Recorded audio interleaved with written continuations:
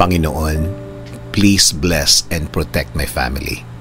Panginoon, maraming salamat sa mga bagong blessings na hatid ng araw na ito.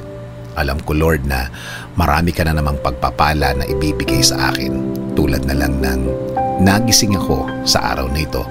Ito pa lang, alam kong may plano ka pa para sa akin. At alam ko, Lord, na lahat ng plano mo, lahat ng bagay na gusto mong gawin sa buhay ko, ikakaganda ng aking buhay. Ikaka-level up ng aking araw-araw.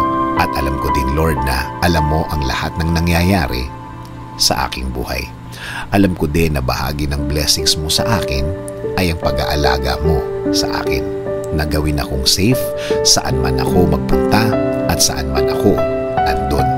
Ginagawa mong safe ang lugar na yon. At alam ko, Lord, na since ikaw ang nangunguna ng aking buhay, alam kong patuloy mo akong i-guide sa mga darating na